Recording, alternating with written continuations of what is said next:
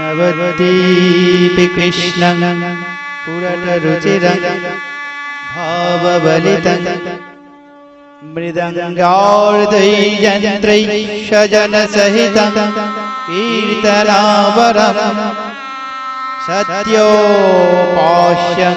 सर्वैः कलिमलहरं भक्तसुखदं भजामस्तं नेत्रं श्रवणमननार्दर्शनो विधो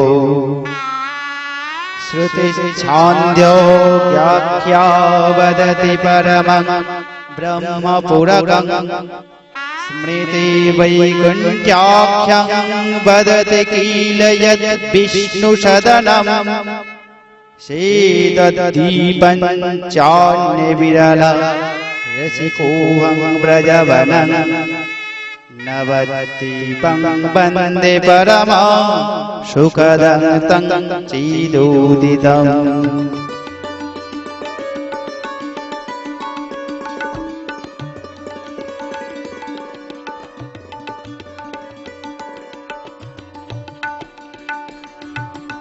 কলিযুগ পাবনাবতারে শ্রীকৃষ্ণ চৈতন্য মহাপ্রভুর লীলাস্থলী শ্রী নবদ্বীপ ধাম ব্রহ্মকল্পে ধরাতলে যে উজ্জ্বল রসময় প্রেম ভক্তি কখনো প্রদান করার জন্য ভগবান আসেন না, সেই অত্যন্ত দুর্লভ বস্তুটি একমাত্র রাধা ভাবান্বিত শ্রীকৃষ্ণ শচীনন্দন গৌর হরি রূপে অবতীর্ণ হয়ে সবার মধ্যে বিলিয়ে দিতে এসেছেন।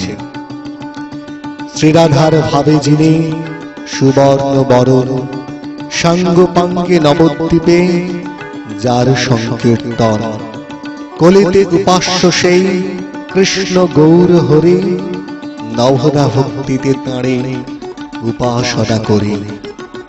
শ্রী নবদ্বীপ ধামের ৯টি দ্বীপ, অন্তর্দ্বীপ শ্রী মায়াপুর, সীমন্তদ্বীপ, গদ্রমদ্বীপ, মধ্যদ্বীপ, কৌলদ্বীপ, ঋতুদ্বীপ, জহ্নদ্বীপ, মদ্রমদ্বীপ ও রুদ্রদ্বীপ। রাধাকান্ত রতিকান্ত শ্রী গৌরাঙ্গ সুন্দর কৃষ্ণ ভক্তগণের জীবন, প্রেম কল্পতরু শ্রী গৌর হরি নবদ্বীপ ধামের অন্তর্গত শ্রী মায়াপুরের যোগপীঠে ১৪০৭ শকে ফাল্গুনী পূর্ণিমা তিথিতে আবির্ভূত হয়ে অকাতরে নির্বিচারে সকলকে নাম প্রেম বিতরণ করেছেন। জাতি ধর্ম বর্ণ ভক্ত অভক্ত কিছুই বাছেননি। কমলা শিরুবিহী দুলহ প্রেমধন দান করে জগজনে।